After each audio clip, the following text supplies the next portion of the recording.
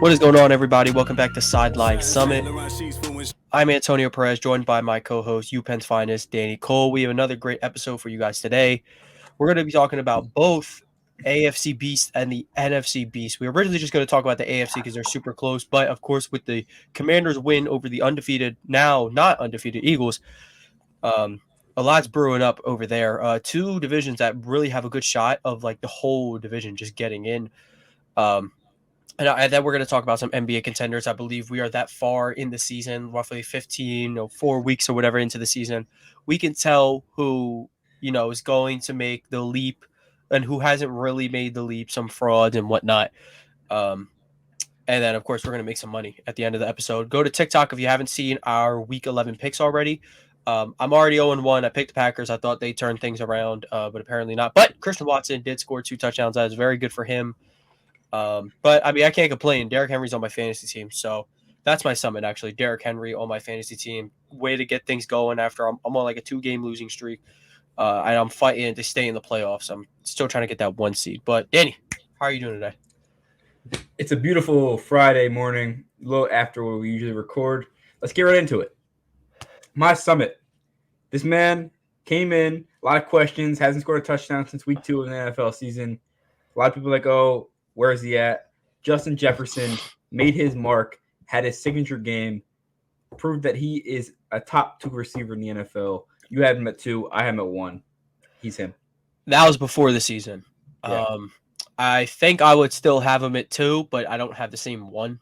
But you're Tyreek Hill at 1. Yeah, Tyreek Hill is. I think he should be everyone's 1 right now. Yeah, he's his versatility. He's the most unguardable player on the field at all times. If you said Jefferson was 1, I mean, yeah, okay.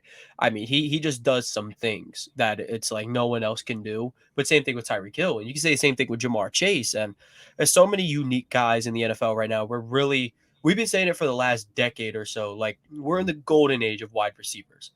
Like, it seems like every 3 or 4 years we're getting a new receiver who's entering all-time top 10 territory. We don't have any receivers that are 6'6" jump ball get it guys anymore. Yeah, like we don't got no Julios in their prime right now. Like, we don't have no Calvin Johnsons. We have Tyreek Hill, who's this physical specimen, but he's only like 5'9". Yeah, he's really short. Justin Jefferson's like a little bit taller, but he's got such a thin frame, but he is like amazing. He's so technically refined. AJ Brown is a physical specimen, but he's not that tall. He's shorter than his quarterback, who's 6 foot. Can I say something to make you mad? Sure. Devonta Smith is Justin Jefferson light. I think Justin Jefferson's a little more technically refined, and it's weird because Devontae Smith's things coming out was he's technically refined, he loves to block, he's a good route runner, and he is a good route runner, but it seems like he's struggling getting a little more separation in the NFL now against man coverage, but in zone, he's a really good zone beater. Man, I mean, he'll get his, obviously, if it's a true one-on-one. Obviously with Dallas Goedert out, I think he's going to have to take it to another level. He's going to have to match the energy of the other wide receivers of his class. You're not a fan of Grant Calcaterra? What's up?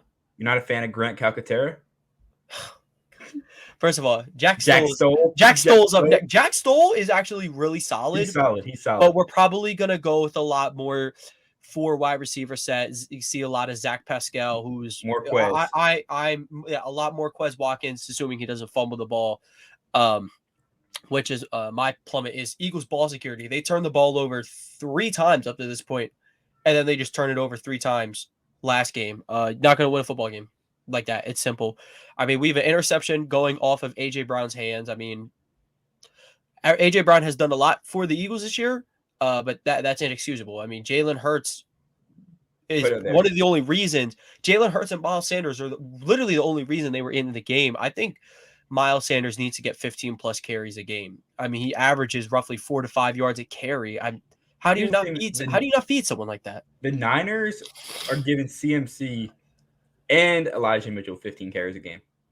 They're running it because they absolutely know they cannot win it through the arm of Jimmy Garoppolo. Could you win it through the arm of Hurts? Yes, but you can make it a lot easier. You could run it through Miles and Hurts, who are your 2 best runners on the field.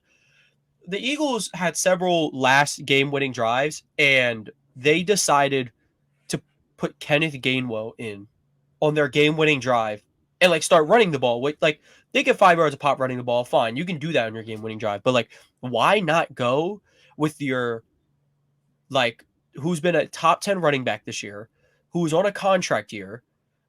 Like sometimes I feel like they are trying to sabotage Miles Sanders on the low. He had a really good game. Dallas, obviously he fumbled because of face mask, but it's not face mask. It wasn't called. We move on. And then Quez, you got to hang on to the ball, man. Like it was a good throw by Hurts. You got to hang on to the ball. But that can get us right into the NFC beast. Like when I was talking about this, right? I actually told somebody, I said, the Commanders are a much better team going into the game. I told one of your Temple fellows, Nate Furlow, he's a Commanders fan. I said, if Chase Young plays in that game, there's a decent chance that the Commanders win. I wouldn't have agreed. A decent chance is very strong. I don't think anyone in America would have picked the Commanders to win. And I didn't say that. I didn't say I'm picking them to win. I said that this Commanders team is something special with Chase Young. Chase Young is that good. They aren't, because as much big names as they have on the line, pressure wasn't the issue in the game. Like you could have added Chase Young, but I mean he's simply a non-factor when you have two all pro level tackles. The problem is the other side of the ball. That's true. But here's the thing. I think Chase Young is on the same level as Micah Parsons. I think you're dead wrong. I think you're like way off, because Micah Parsons is arguably the best defensive player in football. Like arguably. Like last minute, Cowboys middle linebacker goes down. You throw Micah Parsons in the middle of the field, and he plays. I'm saying edge rushing. I'm saying edge rushing. Absolutely no. Chase Young is. I don't think Chase Young. He hasn't been healthy enough to really see what he's capable of, and Micah Parsons splits duties between edge rushing and dropping back. Like he is what Jonathan Gannon wish he had on his team, but no, he's trying to do that with Hassan Reddick and Robert Quinn. And he's going to find a way to do it with Ndamukong Suh. I know he is. Someone said, Ndamukong Suh, welcome to the Eagles. You're playing corner. Real. Like, that's really it. And we were talking about it. Like, the Eagles, I still do believe the Eagles are the favorite to make it out of the NFC. But this division is really good. And this division has a lot of good run game.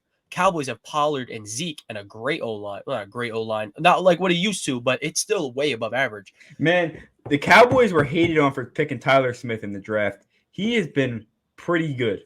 He's been balling for sure. And credit to the Cowboys for year after year, like really addressing the needs. Besides the 1 year they drafted CeeDee Lamb, but it's still working out because CeeDee Lamb is one of the best receivers in football.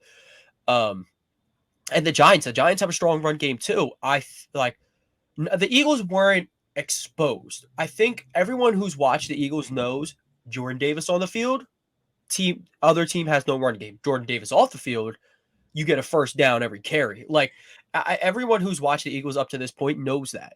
But so I don't think they're exposed, because the Eagles fans have no reason to fear. 3 horribly bad calls by the refs. Not to blame refs. Like, it happens. You shouldn't even be in that situation where a ref determines a game. Oh, well. But then you also probably play the worst defensive and offensive football you have up to this point of the season. I think the Eagles are okay, but they do need to they need to start taking these other teams seriously. And there's something about this team when Taylor Heineke's back there.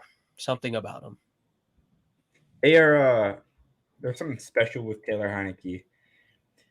They play with fire, and it reminds me of what the Eagles did with Nick Foles. Is like people were like, "Oh, the Eagles have Carson Wentz, who was evidently a better quarterback than Nick Foles. He was but at the same time, the backup people just play better. I don't understand Carson Wentz's backups.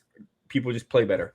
Yeah, and it's a complete change in the system. Like, they weren't running the ball this well when Carson Wentz was in. Now, I'm up for debate whether who's better, Taylor Heineke or Carson Wentz, because Carson Wentz is an absolute bonehead who can lose you a game. But that's the thing. Like, Taylor Heineke, could he lose you a game? Yeah. He could. He could turn the ball over, make some dumb plays. Like he threw that pass up into double coverage, picked off by CJ Gardner Johnson. Horrible read. Horrible read. Yeah, like he's bound to do that, but he's also bound to pick apart the zone, and he knows like, and the coaches put the ball in the running back's hands. Hence why they had 42 minutes of possession. That is insane. 42 minutes of possession. I was at the game. I'm like sitting there. I'm like, damn. Like, when's the last time I saw Jalen Hurts on the field? Like, you know what? You know what's really watching that game. What really made me realize what was going on. Every single time the Commanders got to 3rd and short, they picked up a grueling third and long. Oh my goodness, and that's a problem. That is going to be a problem for the Eagles because, like, as much as you want to blame the run game, I don't know how many 3rd down conversions the Commanders had, but if you're going to win a football game, you need to get 3 and outs. You need to get 3rd down stops. You need to kill a drive. It don't even got to be. 3 and outs are great. It gets you going at home and on the road too. But like to not get 3rd and longs. And here's the thing: the Eagles are tied for first in the league in sacks. They're not tied for first in the league. I know they're top 5 in sacks. They're first until the Pittsburgh Steelers come back and T.J. Watt gets like 25 sacks in 10 games. I want to get to T.J. Watt in a second, but what I was like, they're first in interceptions and they're top 5 in sacks, and you have James Bradbury and Darius Slay, who are both top 5 corners according to Pro Football Focus. You CJ Gardner Johnson, who is leading the NFL in interceptions with 6. He's had an interception in 5 straight games. So where's the hole? Like, if you have this elite secondary, you have an elite pass rush. How are teams getting 3rd and longs? It's because Jonathan Gannon is using one of the 5 best corners in football and one of the 10 best corners in football, literally side by side. CJ Gardner is one of the 10 best safeties in football. Marcus Epps has been absolutely huge. You've watched him. Marcus Epps has been huge this year. This isn't a skill issue by the players. Jonathan Gannon plays them so unbelievably far off. Like 3rd and 7, Slay is at 8 to 9 yards. Why? This is one of the best corners in football. Why are we not trusting the guy? He held Justin Jefferson to like 9 yards on national television just 9 weeks ago. I mean, offensive, like Brian Dable, Ron Rivera's been in the game a long time. Mike McCarthy's been in the game a long time. Jonathan Gannon will get picked apart by these dudes if he doesn't switch up something fast. That's just how it is. And that's how serious this division is. One coach can determine that. The Eagles are a team that has one of the best defensive lines in football. Best pass rushes. One of the best pass rushes in football, I believe. That's mainly because they're edge rushers. But with Jordan Davis, I think they have one of the best D lines in football. Linval Joseph and Dominican Sue are upgrading their they add depth, but they're definitely not what they used to be. No, they're not what they used to be, but they're still like 6'6" and 350 pounds. So yeah, they're bodies, and I mean, like, adding that to the rotation with Fletcher Cox, I mean, yeah, I'd still take them as the beast of the beast in the NFC. And the Cowboys, I mean, they just blew double-digit lead to the Packers, and that's the thing about the Cowboys. They always have so much talent, but there's always something that's going wrong. Like, I don't know how to explain it. I don't know if it's like cursed by injuries or they just simply cannot put the games together. Like Dak Prescott, outside of the division, he's a mediocre quarterback.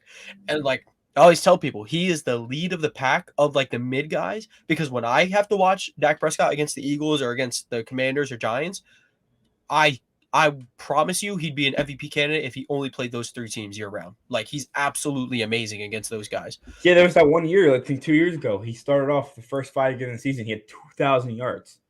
Yeah, like in 5 games, he was absolutely insane.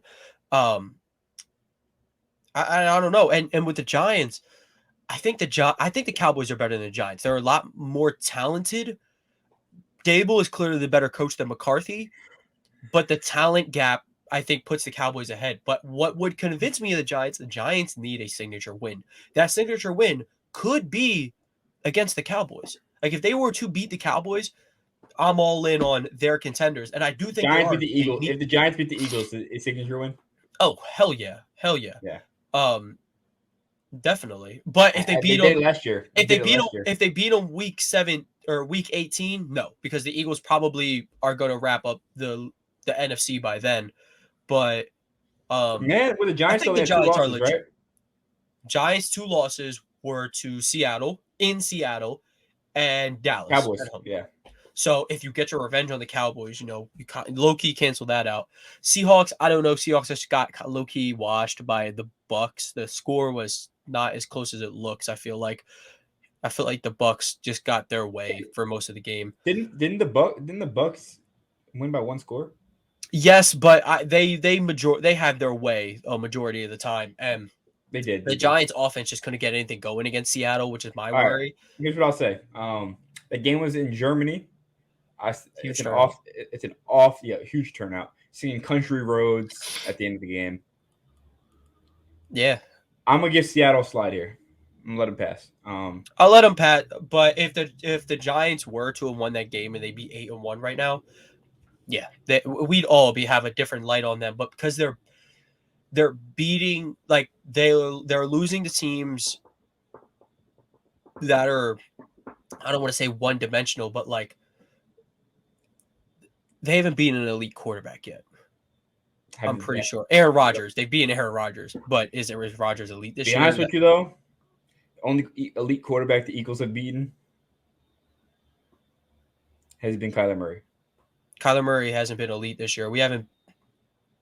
Every Not this year. quarterback that has played us has not looked elite. Like Kyler Murray is dynamic quarterback. That's what I'll say. he's a very dynamic quarterback, and I think on any given basis he's elite. He hasn't been elite this year, so free him from Kingsbury. But the Eagles can go with anyone. The Eagles can rock with anyone, and they should be the favorites against anyone. Well, here's what I'll say: the Eagles have their biggest game of the season coming up. I don't think so. Well, coming off a loss, they play the Colts, and they have the Titans, and then they have the Packers, and then they have the Titans. They have a very hard schedule ahead. The Packers are going to be 3-7, trying to save their season, and the Eagles are going to be, what is it? Colts, Packers, Titans. The Eagles are going to be 9-1. They're going to have 6 more wins than the Packers. They're clearly the better team. I find it hard to believe that Christian Watson is going to get 2 touchdowns on Darius Slay or James Bradbury. I think the Eagles are fine. I mean, you played the worst of the worst happened, and you lost by relatively 1 score, like outside of the last toss fumble. So, but moving on to the other side of things, the AFC Beast with the Jets, Patriots playing this week. Bills are in Detroit playing the Browns. And they're in Detroit. Yeah, they're in Detroit. And the Dolphins have a bye. I can't remember. I believe they do. I want to start with the Dolphins. Best team in the division. Tua has been playing like an elite quarterback this year. Metrics will say it. You watch him, you'll say it. And here's the thing, it's that the last time Tua has been completely healthy, he's been an elite quarterback. Like people were saying, when he left Alabama, he was by far the best quarterback to ever play at Alabama. The stats will say it. Like he was so unbelievably accurate. He had an arm on him. He gets to the NFL, then he's got like these knick-knack injuries. Like he's coming off the hip. He's got a finger. It was always something. Now he's completely healthy. His brain isn't mashed potatoes. And he's playing like an elite quarterback. And you can say, oh, he's got like 2 top 10 receivers. But like, would Gardner Minshew be doing this? Even if he had Tyreek Hill and Jalen Waddle? No. No, because we saw Teddy B. He's not doing it. Exact. Teddy B couldn't pull out a win with those 2. And Skylar Thompson. I mean, Skylar Thompson is a complete different low level than those 2 guys. But I can't blame that guy. He's a rookie 7th round draft pick or 6th round draft. Yeah, and that's what I'm saying. Like he shouldn't have the expectations of the other 2, but like it really didn't work. I think the Dolphins should be the favorites out of the NFC or the AFC East. Definitely, I would take them over the Bills right now. But transitioning to the Bills, like, I can't see them losing 3 in a row now. I mean, if they were to play in a snowy game and they're going to have to see Nick Chubb like 40 times, maybe. But they're in a dome. Josh Allen is statistically like best quarterback in the league right now in a dome, which Buffalo should have taken into consideration when building their new stadium. But I think the Bills are fine. Like I think they're okay. It took the game of the year by the with the Eagles. It took the game of the year for them to lose. But the week before that, Josh Allen played bad. And this game, Josh Allen let them back into the game. Like he let the Vikings back into the game. I don't know, man. He You just missed fumbled. He fumbled a snap, bro. 3 straight games. He's thrown 2 interceptions. He leads the league in interceptions right now. And as much of a dynamic quarterback as you are, as much as you put the ball in the end zone, which I greatly appreciate. If you're going to take your shots, you're going to lose some. But like I at saw a one point, you stat. got to learn. Like you have to learn. Like Josh Allen and Patrick Mahomes has never been a debate, and is not going to be a debate. And I want my apology.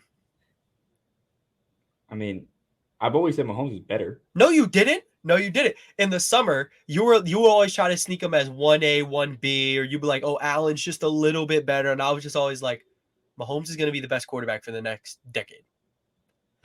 He always is. It's going to be like LeBron, where someone's going to have a really good year, like Steph Curry had his MVP year, or Kevin Durant had their MVP year, Kawhi Leonard. They're like, oh, are they better than LeBron? No. And it's going to be like that with Patrick McGoat for the next 10 years. I saw a tweet. Mahomes has played 2 more games, has 5,000 more passing yards, has like an exponential amount more touchdowns, and Allen has more interceptions. Yeah, because for Allen's I think they said Mahomes has 301 more first downs in 2 more games. I would love to I seen it on Twitter, and Twitter people can just be lying, but I do believe that. Because Allen was really bad for the first year and a half, and of course Mahomes got to sit for his first year. But you can't tell me, like, you've seen him in the last week of the season in his rookie year, like he was solid. He got a win against the Broncos, division rival, in the snow. Like he played really well. But what Allen needs to do is what Mahomes realized early in year 2. So year 1, he throws for 50 touchdowns. He had 12 picks, and I'm pretty sure he had 20 plus dropped interceptions. He had the most dangerous balls. Yeah, like that's why PFF is a Mahomes hater, because he puts the ball in harm's way. Allen needs to learn. Wait, not he used to. Yeah, he used to. He doesn't. Now he just drops absolute dimes because he's just an absolute. He's a polished freak of nature. It's like a 2018 LeBron type of thing, where he's a freak of nature, but he's also got all this skill. He's got footwork and all this. Mahomes has that, but Allen, he can do it. But as much as you want to take your deep shot, a mid-20s Aaron Rodgers again. Yeah, as much as you want to take your shots, you also got to be efficient with it, which Rodgers also learned, which Rodgers is one of the most prolific quarterbacks in NFL history. I mean, arm talent-wise, it's Rodgers and Mahomes, and Allen can be that, but he has to take better care of the ball, hence why his teams dropped 2 straight. I don't see him losing 3 straight, though. I do have him beating the Browns, especially now that they're in a dome, because they're going to get ahead early. The Browns aren't going to be able to feed Nick Chubb, and it's just going to get away from him. If he doesn't turn... What did the Browns drop to 3-7? The Browns will drop to 3-7, and their season done. Are they done?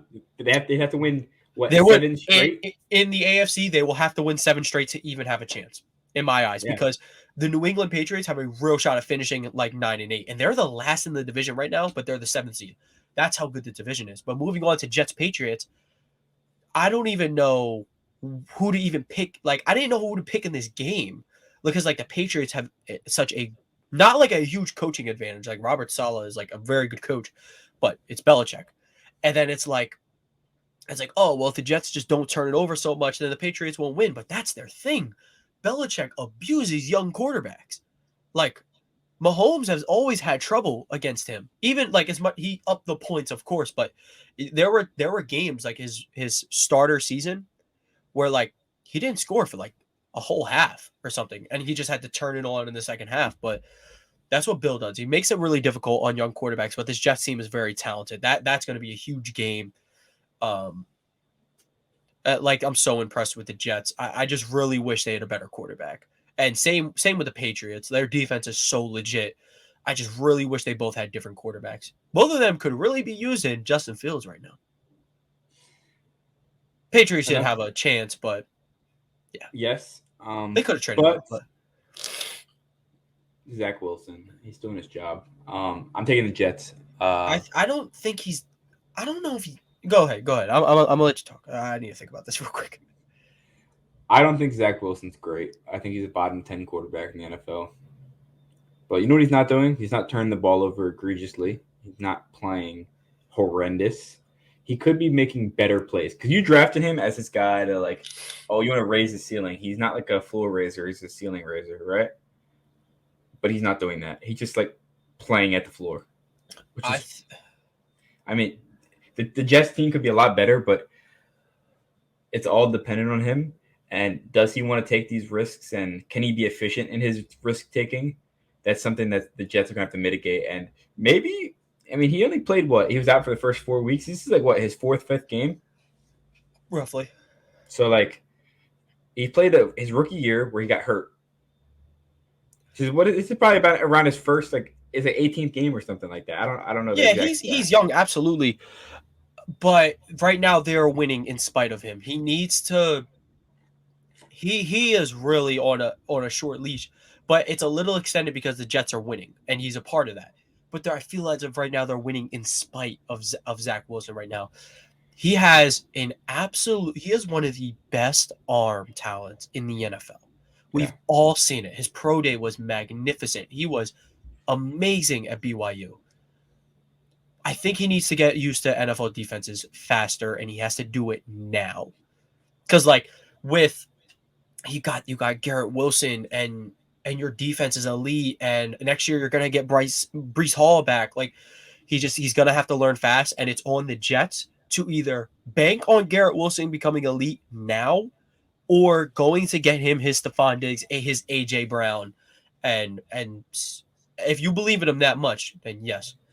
But now we're gonna switch on to some basketball as we're low-key running out of time. But contenders in the NBA, I feel as if we're far enough to where we know who's a contender, who's not. And I would like, it makes me so happy to say this. The Golden State Warriors are not contenders. No way. Because that team has like 5 good basketball players. 6. What happened? All I have to say is, what happened? They lost the glue guys. Like Draymond used to be the glue guy. Like, and he still is. Like Draymond still is a glue guy, but you lost the bench glue guys. Like James Wiseman ain't a glue guy, man. Like he's a number 2 overall pick. He thinks he's coming in to be the franchise guy. No, not at all. Franchise guy after Steph is gonna be Jordan Poole. And Jordan Poole's been he's been pretty good off the bench. He's been all right. Clay though, Clay better get out of the slump in the next 5 games, or like he should consider retirement for the sake of his health and for the sake of he's a bad basketball player at this point. It's like the old Vince Carter meme. I got one more.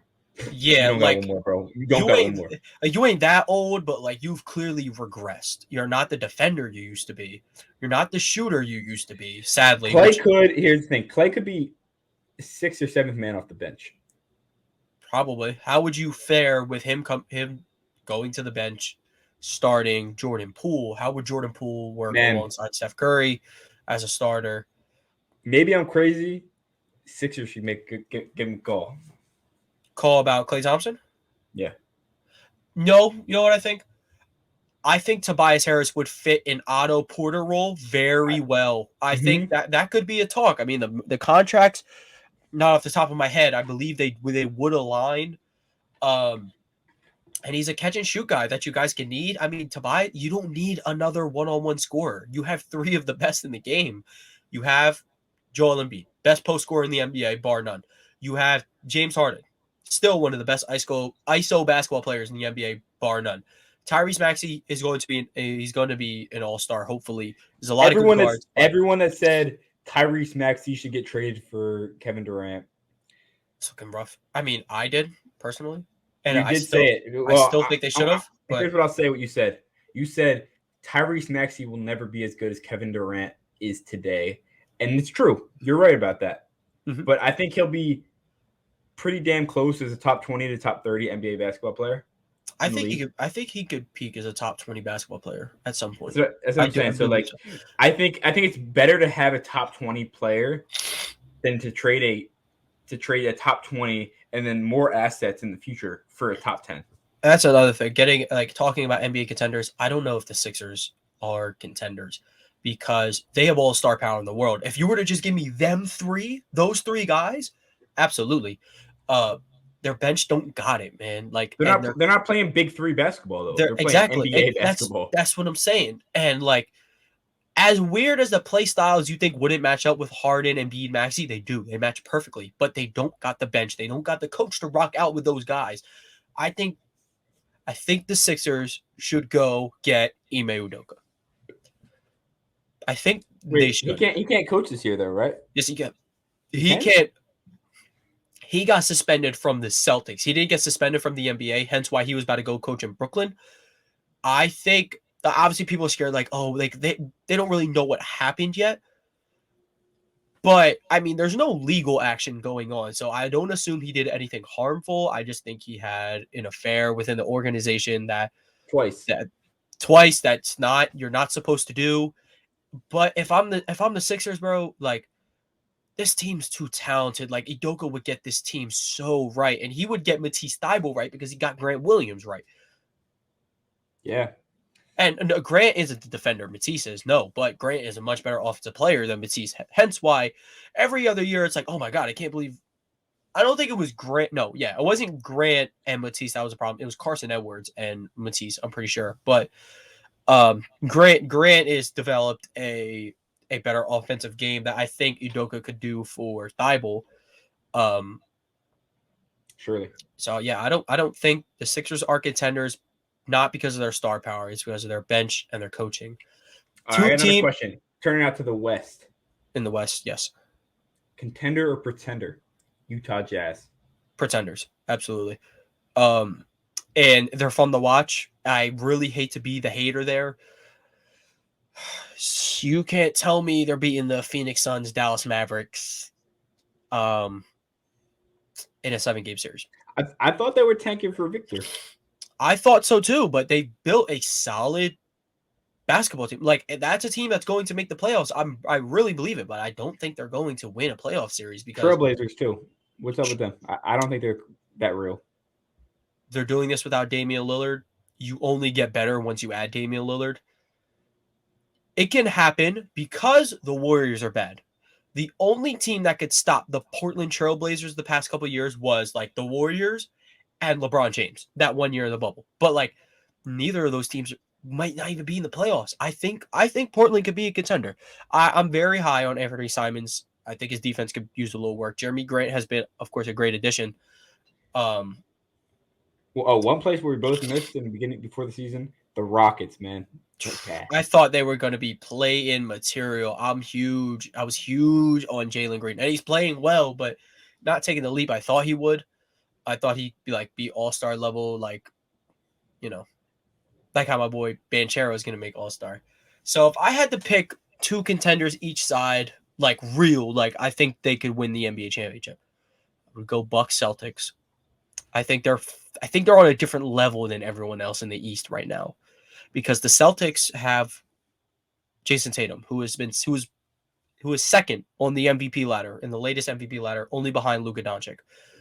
And then obviously the Bucks have the best player in the universe, Giannis Antetokounmpo. So those are my two there. And then in the West, I think I'm comfortable saying Portland. I think they have a very good team, and then they're adding their all NBA point guard.